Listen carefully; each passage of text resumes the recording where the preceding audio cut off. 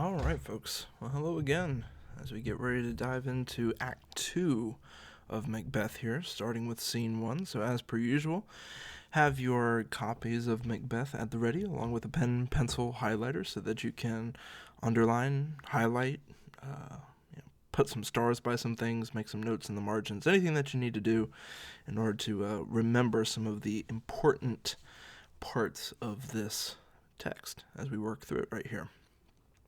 Okay, so let's go ahead and jump right in. So, with the start of Act 2 and in Scene 1, I think it's noteworthy that we don't get Macbeth at first. He's not the first character that we see as we notice him exiting Act 1 along with Lady Macbeth. Instead, we have Banquo and Fleance. And the important thing to know here is that we have Fleance, who is Banquo's son. Now, at this point in the play, we've been really preoccupied with Macbeth and his plot to become king, all based on the prophecy that he received from the witches way back at the beginning of the act. And in the midst of all that has transpired thus far, it's easy to forget that the witches didn't just make prophecies about Macbeth, but also made prophecies about Banquo. Namely, that he would not be a king himself, but his sons would be kings. To quote the witches, thou shalt not be a king, but thou shalt have kings, is how they're going about that. That might be more of a paraphrase. And so, here is Shakespeare comes subtly reminding us that, oh yeah, there's stuff about Banquo too. And the fact that his son is with him is noteworthy because we have Duncan upstairs, who is a king now.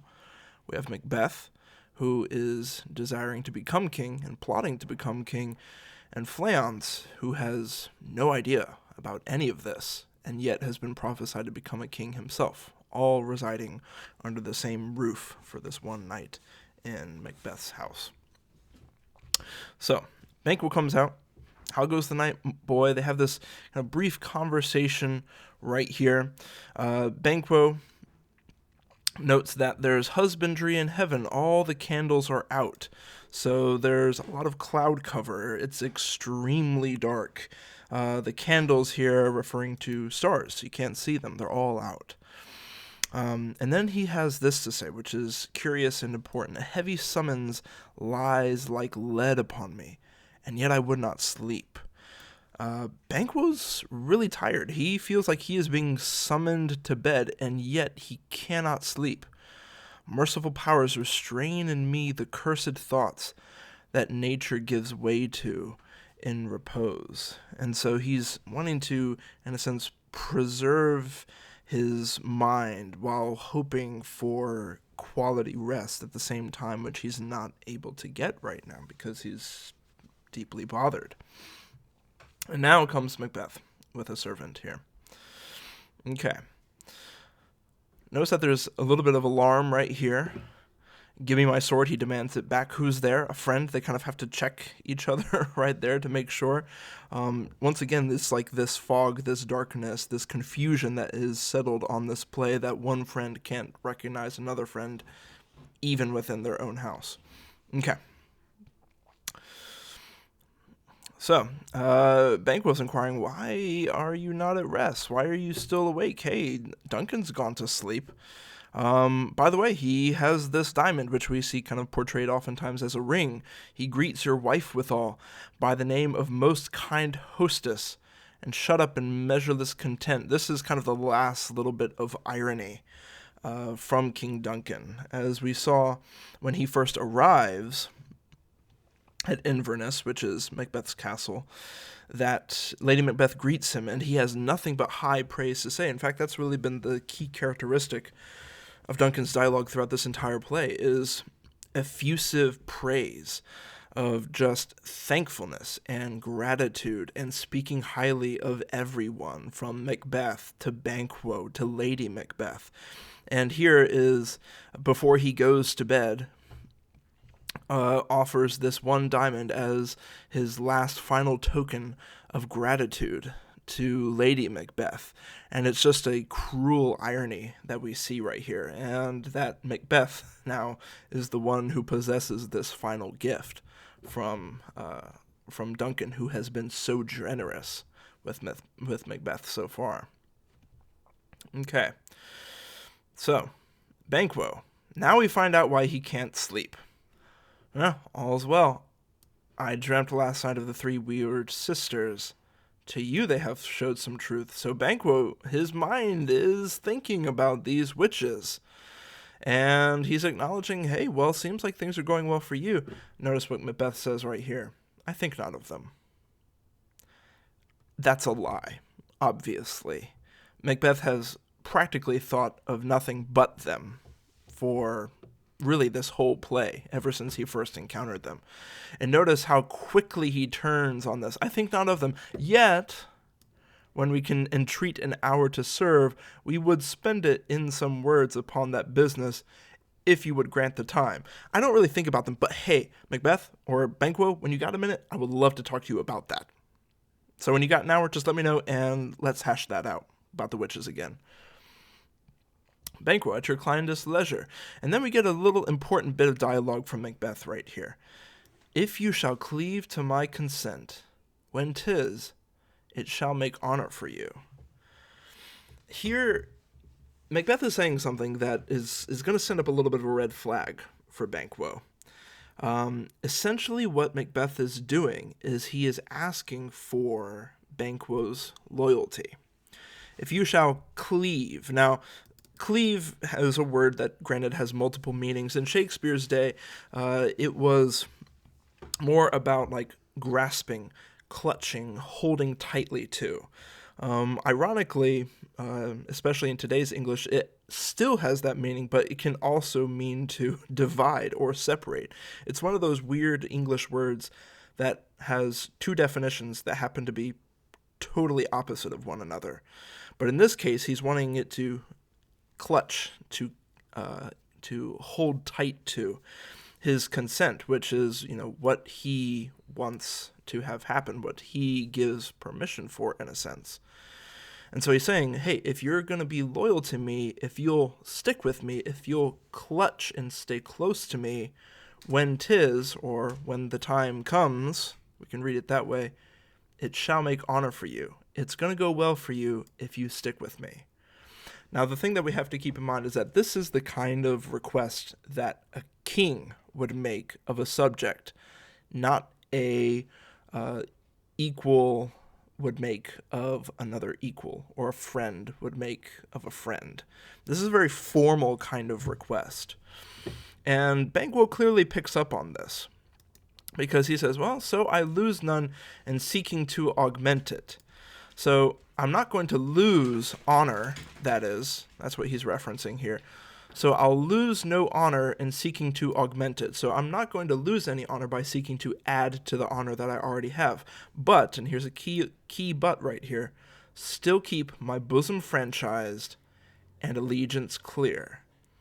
So he's still saying, like, my bosom franchise, that's speaking to his heart there couched within his bosom, franchised, so dedicated to part of his loyalty to Duncan and his allegiance clear to Duncan as well. This might also have a double meaning of his allegiance to God as well, which would make sense because in the great chain of being, Duncan is appointed by God to be in his position. So Banquo's like, okay, I'll stick with you just so long as I am going to remain wholly loyal to Duncan because he's my king. So I shall be counseled. I'll listen to you as long as you don't violate this here. Okay. Macbeth, good repose the while. Thanks, sir. The like to you. Banquo and Fleance exit. And here we come to Macbeth's famous speech in this scene. So, he speaks to his servant first. Go bid thy mistress when my drink is ready. She strike upon the bell. Get thee to bed. This is just Macbeth and Lady Macbeth's little signal that when all in the house are asleep, when the time is right, she's going to ring the bell, and that's the signal for them to come together and take action and commit this murder. Now, is this a dagger which I see before me? The handle toward my hand. Come, let me clutch thee. I have thee not, and yet I see thee still. Yes, Macbeth is hallucinating something that isn't there. As we know from Act 1, he's a guy who is wrapped up in his head all the time. Talks himself into things, talks himself back out of those things, only to be talked back into them again. His mind goes a million miles an hour, ramping up stress and anxiety and doubt. And here, just mere minutes before their plan is going to be put into action, all of that bubbles up to the surface and manifests in essentially a hallucination of a thing that's not there, a manifestation of his own guilt, you might say, the guilt that he feels for what he's about to do. Art thou not, fatal vision, sensible to feeling as to sight? Can't I not feel you the same way that I can see you? Or art thou but a dagger of the mind, a false creation proceeding from the heat oppressed brain? Is it just a fever pitch?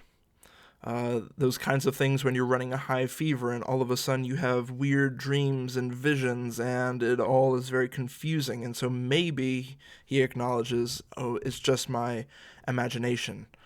But of course, the fact that he's not just giving it credence to the imagination, but the heat oppressed brain tells you that there's a kind of sickness that he feels about this. I see thee yet, in form as palpable as this, which now I draw. And so he draws his dagger.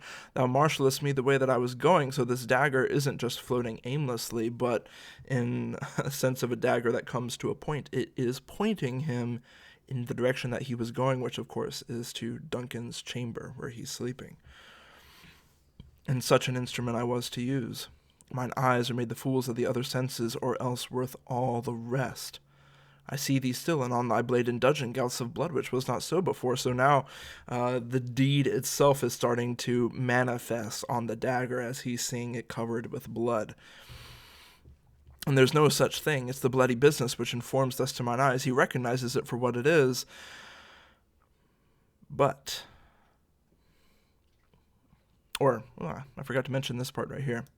Mine eyes are made the fools of the other senses. Maybe it's the fact that his senses, he feels like, are tricked, or worth all the rest. Maybe what he is seeing, what his eyes perceive, is the most important thing, that which is leading him.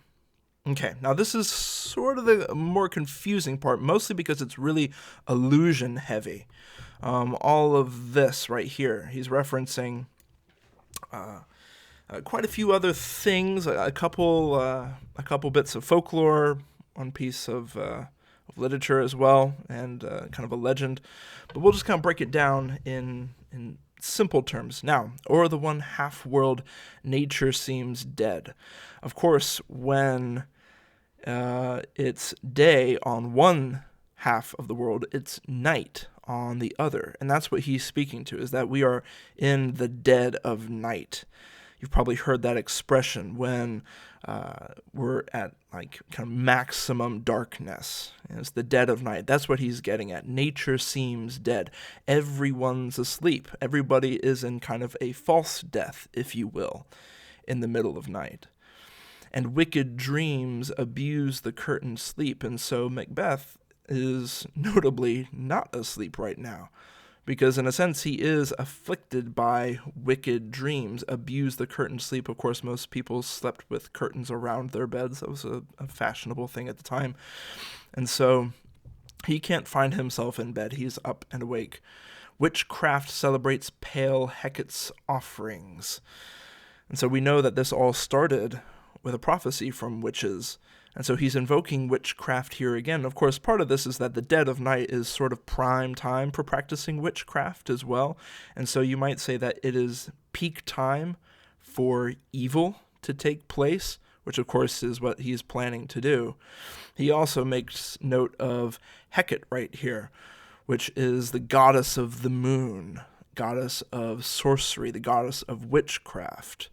And the fact that he's referencing this goddess by name here is substantial since, spoiler alert, we're actually going to meet Hecate later on in this play. And withered murder, alarmed by his sentinel, the wolf. So you notice he's kind of personifying murder right here, which is interesting since, in a sense, he himself is personifying murder and what he's plotting to do.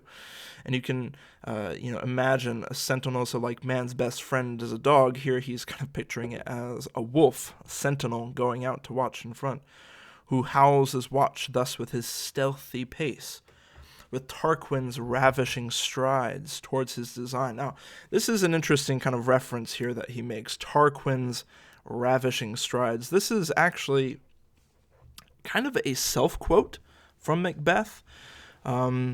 Macbeth wrote a prominent poem a few years before he wrote Macbeth called The Rape of Lucretia.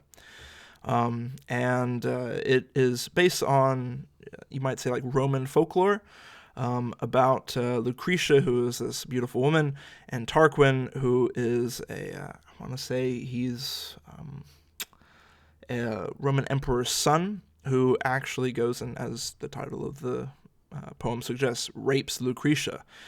And the thing about Tarquin is that he snuck in silently, quietly, without being noticed. And so here Macbeth is kind of referencing that again, that being stealthy, being quiet, like Tarquin. So he's equating the murder of Duncan to the rape of a woman, which just heightens the wickedness of what he is about to commit here. Towards his design moves like a ghost. And so, in kind of extending that desire for stealth and for quiet, he speaks directly to the earth. Thou sure and firm set earth, hear not my steps, which way they walk, for fear thy very stones prate of my whereabouts, and take the present horror from the time which now suits with it. And here's really two very crucial lines. Whiles I threat, he lives. Words to the heat of deeds too cold breath gives. As we know, Macbeth has done a lot of talking throughout this play so far, but he has not done a lot of doing. We know before the action of the play takes place, he's a soldier, he's a general, he does a lot. But once the play gets going, we hear a lot of talk, but there's no real action coming from Macbeth, and he seems to recognize that within himself here. Whereas he says, whiles I threat, he's just speaking threats. He lives, meaning Duncan. I can talk, but that's not going to change the fact that Duncan is still in his bed alive. Words to the heat of deeds too cold breath gives. If action is heated, if action is something that's hot, then blowing words, blowing air is going to do nothing but just cool that action to the point where it's not going to happen. And so Macbeth here is essentially saying, I'm just going to shut my mouth. I've done enough talking. No more talking, just action. A bell rings, that's the signal, I go, and it is done. Going, doing, are all kind of one thing now. The bell invites me. Hear it not, Duncan, for it is a knell that summons thee to heaven or to hell. And thus we come to the end of Act 1, as Macbeth is committing to perform this act. Now, scene 2, we have Lady Macbeth, who we haven't seen since the end of Act 1 as well. So now we're getting her side of the events. So, Lady Macbeth, that which hath made them drunk hath made me bold. Of course, here she's talking about that wine, them referencing the guards that are protecting Duncan. What hath quenched them hath given me fire. Hark, peace. It was the owl that shrieked, the fatal bellman, which gives to the sternest good night. He is about it. So, he, Macbeth, he's about it. He's doing it. The doors are open. The surfeited grooms, that's the guards again, do mock their charge with snores. They're asleep. I've drugged their possets, that death and nature do contend about them, whether they live or die. Who's there? What? Ho, Macbeth. So, notice, this is coming from within. We hear Macbeth's voice, but we don't see him. Notice he's asking a question. Who's there? We're going to see what this is all about here in a little bit. Lady Macbeth is kind of back to herself here again. Alack, I'm afraid they have awaked. And 'tis not done. The attempt and not the deed confounds us. Hark, I laid their daggers ready. He could not miss 'em. Had he not resembled my father as he slept, I had done it. This is really important, because as we know from Act 1, it wasn't going to be Macbeth who did the murder. He was basically going to be the setup man, and Lady Macbeth was going to be the one who actually did it. But look, here she says, okay, I'm afraid they've awaked, but the attempt, not the deed. But I laid the daggers ready. He couldn't miss him. I set it all up. He should have been able to do it. And then we come to this. Had he not resembled my father as he slept, I had done it. The he Lady Macbeth is referring to right here is Duncan. She was there. She had the daggers. She was in position to do it, to stab him, to kill him. And yet, before she does it, she looks at him. And he looks, as he's sleeping there, like Lady Macbeth's father. And because she has that moment of recognition, she can't bring herself to do it. And so she leaves the daggers ready and lets Macbeth take it. And this is really interesting, because if we had just taken Lady Macbeth at her word in Act 1, we would have said she could do anything. Remember, this is the person who said that she would have plucked an infant while breastfeeding and smashed its brains out, her own child. And yet, when she's actually faced with doing what she said she was going to do, she can't bring herself to do it because Duncan looks too much like her own father. And so now enter Macbeth with bloody daggers in hand. Macbeth admits it. I have done the deed. Did thou not hear a noise? Lady Macbeth, I heard the owl scream and the crickets cry. Did you not speak? When? Now, as I descended? Aye. Hark, who lies in the second chamber? Donalbain, of course, which is Duncan's other son. So they're trying to make, didn't you hear something? Yeah, I did. But didn't you hear somebody speak? No. Macbeth, looking at his hands, this is a sorry sight. A foolish thought to say a sorry sight. And then Macbeth, there is one who did laugh in his sleep. One cried murder, that they did wake each other. And I stood and heard them. But they did say their prayers and address them again to sleep. Macbeth, Lady Macbeth, there are two lodged together. Like there's not anybody there in the room that you thought you were hearing something. Macbeth goes on. One cried, God bless us, and amen. The other, as they had seen me with the hangman's hands, listening in their fear, I could not say amen. When did they say God bless us?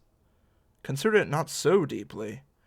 Wherefore could I not pronounce amen? I have most need of blessing, and amen stuck in my throat. So Macbeth is hearing these people that he can't clearly identify praying, and he wants to speak amen, but he can't do it. His throat is choked up because he's just committed this murder. And he's like, I had most need of blessing. Of course, yeah, he's just murdered the king.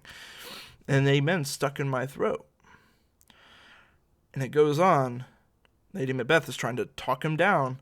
These deeds must not be thought after these ways. Like, you're really going way over the top. Like, pump the brakes here, Macbeth. So it will make us mad. You can't think too much about this. It'll drive you crazy. Macbeth goes on. Methought I heard a voice cry, sleep no more. Macbeth does murder sleep. The innocent sleep, sleep that knits up the raveled sleeve of care, the death of each day's life, sore labor's bath, balm of hurt minds, great nature's second course, chief nourisher in life's feast. Lady Macbeth is like, he's just rambling now. He's ranting. What do you mean? Still it cried, sleep no more to all the house. This is practically a shouting that Macbeth is hearing. Sleep no more to all the house?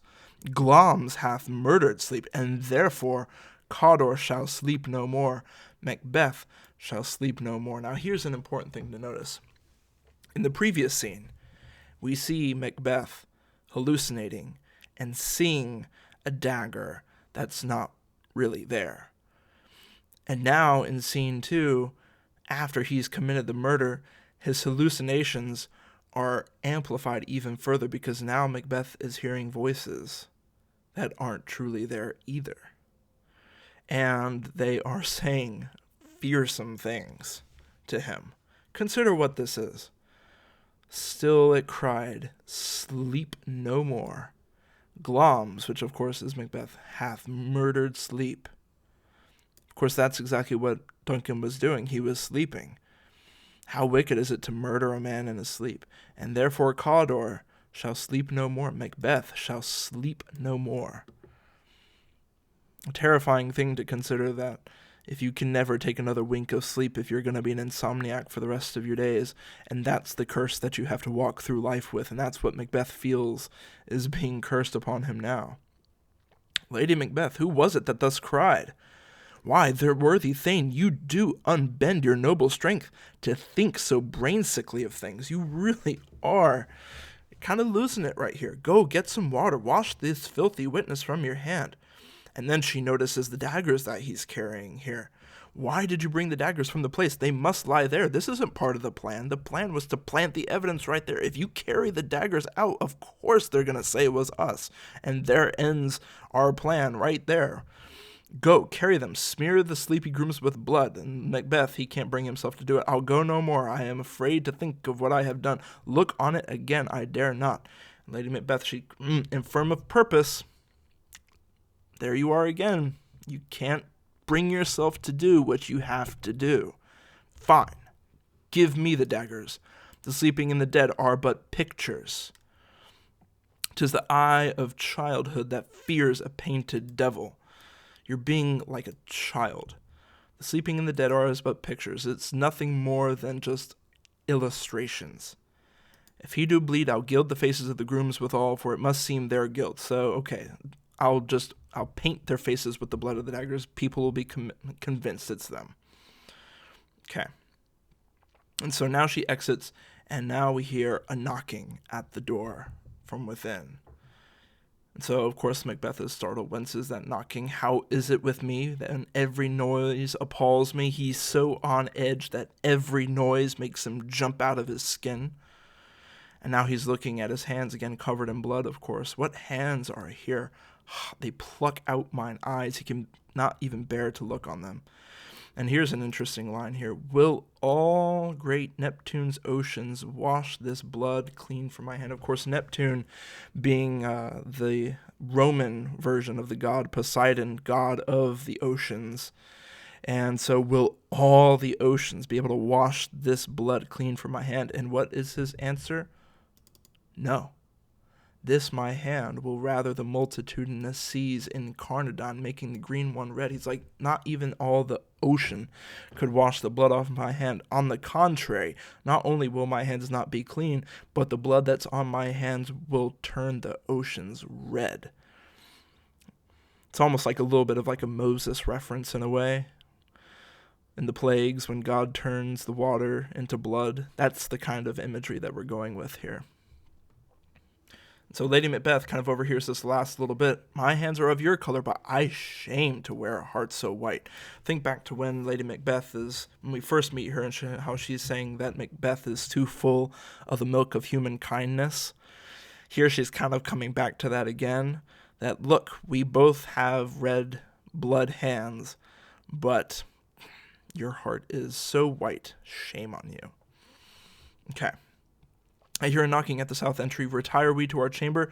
A little water clears us of this deed. Wow, understatement of the century right there. Yeah. How easy it is then. Your constancy hath left you unattended.